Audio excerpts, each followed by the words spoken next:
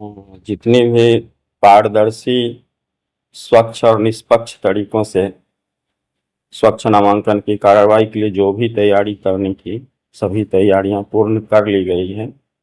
इस बार पहली बार हो रहा है कि पूरे बिहार में यूएचएफ आरएफआईडी टेक्नोलॉजी से गृहरक्षक के स्वच्छ नामांकन हेतु शारीरिक दक्षता की जांच परीक्षा ली जा रही है और इसमें किसी भी स्तर पर मैनुअल इंटरवेंशन की कोई संभावना नहीं है, पॉसिबल ही नहीं है कि कोई उसमें उसके सिस्टम में प्रवेश कर चुके हैं। टोटली जो होता है सर्वर लैन बेस्ड है, लोकल एरिया नेटवर्क से सब जुड़ा हुआ रहेगा और एट द टाइम जैसे ही उम्मीदवार अपना इवेंट्स करेगा वैसे ही उसका जो भी डिस्टेंस हुआ क्रैक किया है और जितना नंबर उसके लिए अलॉटेड है ऑलरेडी सर्वर में रिकॉर्ड हो जाएगा, जिसमें किस समय में हुआ है, किस तारीख को हुआ है और कितना बजे, इवन माइक्रो सेकेंड का भी रहेगा कि इतना समय में इन्होंने ये काम किया है और उसके लिए इतना नंबर मिला है। सारा कुछ ऑटोमेटिक? हाँ, सब ऑटोमेटिक है, पूरी तरह से पूरी व्यवस्था ऑटोमेटिक है। सीसीटीवी कैमरा भी? हाँ, सीसीटीवी। हाँ, इसके लिए जो एजेंसी हम लोगों का है वो फिनटेक कंप्यूट न्यू दिल्ली का है, जिसको ये काम मिला है। इसके बाद फिर हम लोग क्रॉस चेक के लिए अपने स्तर से भी सीसीटीवी और वीडियोग्राफी करा रहे हैं और यह मतलब स्थानीय एजेंसी ही है, रानी सती जी, उनको ये काम मिला है। क्या है, कब से शुरुआत हुई? 30 तारीख से शुरू होगी। प्रथम दिन हम लोगों ने 700 बच्चों का एडमिट कार्ड इशू किया है जी। और इसलिए क्या है कि प्रथम दिन कम रखा गया है कि चूंकि पहली बार हो रहा है तो अगर कोई किसी प्रकार की कठिनाई आती है तो हम लोग उसको समय रहते हुए दूर कर लेंगे और नेक्स्ट डे 1 मई को मजदूर दिवस का अवकाश है, वो समाप्त होने के बाद फिर 2 से हम लोगों का 1400 अभ्यर्थी प्रतिदिन रहेगा। अंतिम 2 दिन जो है 13 मई और 14 मई को वह महिलाओं के लिए है। तो कितने अभ्यर्थी के पहुंचने की संभावना है? आवेदन किए हैं 12,328 अभ्यर्थी किए हैं। हम लोग आशा करते हैं कि 90% अभ्यर्थी उपस्थित होंगे।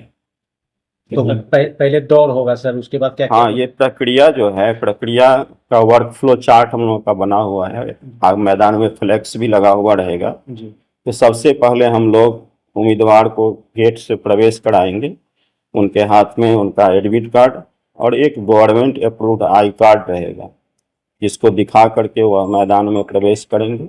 खेल भवन में हम लोग उनके निबंधन और उपस्थिति काउंटर की व्यवस्था किए हैं, वहाँ वह उपस्थित होंगे। 4 स्लॉट में बटा हुआ है, ABCD स्लॉट बांटा हुआ है और कितने बजे उम्मीदवार को रिपोर्ट करना है वह भी उनके एडमिट कार्ड पर अंकित किया गया है। वह वहाँ जाते हैं, उनका हम अटेंडेंस लेंगे, उसके बाद बायोमेट्रिक वेरिफिकेशन होगा उनका, मतलब उनके थंब से, दोनों थंब लेकर के बायोमेट्रिक हम लोग रजिस्ट्रेशन करेंगे। उसके बाद फिर RFID रजिस्ट्रेशन होगा, जो एक बिग जैकेट आता है जिसमें कंप्यूटर चिप्स लगा हुआ रहता है, उसको पहना करके उसका हम लोग रजिस्ट्रेशन कर लेंगे। रजिस्ट्रेशन करने के बाद फिर एक स्लिप, जितने आदमी का रजिस्ट्रेशन किए उसका एक स्लिप जनरेट हो जाएगा। स्लिप जनरेशन के बाद उतने आदमी को लेकर के हम लोग दौड़ जहाँ से प्रारंभ होगा वहाँ पर ले जाएंगे। वहाँ से उनका दौर प्रारंभ होगा और सबका अपना इंडिविजुअल टाइम होगा। क्या टाइम लिए हैं नहीं लिए हैं वो हम लोग उसको निर्धारित नहीं करेंगे। 4 लैप पूरा करेंगे। 4 लैप पूरा करने के बाद ऑटोमेटिक जो है उनका जो बिग जैकेट होगा उसमें जो चिप्स लगा हुआ है हमारे सर्वर से लगा हुआ रहेगा, वो बता देगा कि कितना देर में इन्होंने पूरा किया है। तो 6 मिनट से अधिक लेने वाले डिस्क्वालीफाई हो जाएंगे, जिसकी सूची तत्क्षण निकल जाएगी और क्वालिफाइड की सूची भी निकल जाएगी और हम लोग जो डिस्क्वालीफाई करेंगे उनको रिजेक्शन स्लिप दे करके बाहर कर देंगे और जो क्वालिफाई करेंगे उनको चेस्ट और हाइट का जो मेजरमेंट होगा उस काउंटर पर लेकर के चले जाएंगे। वहीं से उनका एक पेट सीट जनरेट होगा जो हाइट एंड चेस्ट पर जाएगा। उसके बाद गोला ये हाई जंप पर जाएगा, लंबी कूद पड़ जाएगा, गोला फेंक पड़ जाएगा, और फिर री बायोमेट्रिक वेरिफिकेशन काउंटर जहाँ रहेगा, जो हम एश्योर हो सकें कि जिस विद्यार्थी को मैंने दौड़ाया था वही बाद में सभी इवेंट्स पूरा करके निकल रहे हैं।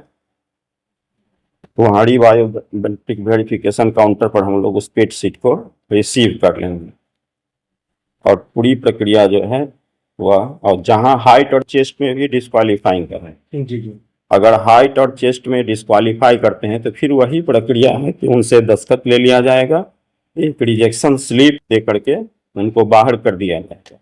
अगर उनको डाउट होता है कि नहीं मेरे साथ गलत हुआ है, गलत मेजरमेंट हो गया है, तो उसके लिए अपील डेस्क की व्यवस्था है, वहाँ वो अपील करेंगे, जहाँ पर पुनः उसका जो मेजरमेंट होगा, अगर उसमें वह क्वालिफाई कर जाते हैं तो आगे भाग लेने दिया जाएगा, अगर नहीं करते हैं तो रिजेक्शन स्लिप उनके पास है ही, उन्हें बाहर कर दिया जाएगा। अगर सर, अगर 5 कैंडिडेट ऐसे होते हैं जैसे जिनका सब कुछ सेम है, तो फिर उन कैसे चयन? अच्छा, ये मेधा सूची के निर्माण की प्रक्रिया क्या होगी, इसके लिए विज्ञापन में ही दिया गया है कि प्रथम वरीयता उम्मीदवारों के प्राप्तांक को दिया जाएगा। जो फिजिकल टेस्ट हो रहा है उसमें जो अधिक नंबर वाले उम्मीदवार होंगे उनको मेधा सूची में ऊपर रखा जाएगा। अगर 2 उम्मीदवार या 2 से अधिक उम्मीदवारों का प्राप्तांक समान हो जाता है, वैसी परिस्थिति में जिस उम्मीदवार का आयु अधिक होगा उसको मेधा सूची में ऊपर रखा जाएगा। अगर दोनों समान हो जाता है, ऐसी भी मतलब स्थिति आती है कि प्राप्तांक भी समान, उम्र भी समान, तो हम लोगों का जो बेस है एजुकेशनल क्वालिफिकेशन वह इंटरमीडिएट रखा गया है, तो उसमें जिनको अधिक अंक होगा उसको मेधा सूची में ऊपर रखा जाएगा। अगर तीनों बराबर हो जाता है, ये भी कंडीशन होता है कि अगर तीनों बराबर हो गया तब हम लोग हिंदी का वर्णमाला है उस पर जाएंगे, उसके नाम से जिसका नाम वर्णमाला में पहले होगा उसको मेधा सूची में ऊपर रखा जाएगा, ऐसा नियम है। जैसे सपोज करिए कि किसी का नाम अभय है और किसी का नाम हर्ष है, तो स्वाभाविक है अ से शुरू होगा अभय, ह से शुरू है हर्ष, और ऊपर का तीनों जो है दोनों को बराबर है, तो हम लोग अभय को मेधा सूची में ऊपर रखेंगे। यही प्रक्रिया है। कुल मिलाकर पारदर्शी तरीके से, बिल्कुल फर्जीवाड़ा का जगह नहीं है। बिल्कुल मैनुअल इंटरवेंशन का कोई स्कोप ही नहीं है, तो इसलिए बिल्कुल स्वच्छ होगा, और हम लोग आशा करते हैं कि यहाँ का उम्मीदवार संतुष्ट होगा, आप लोग भी संतुष्ट होंगे पूरी प्रक्रिया से। धन्यवाद, थैंक यू सर।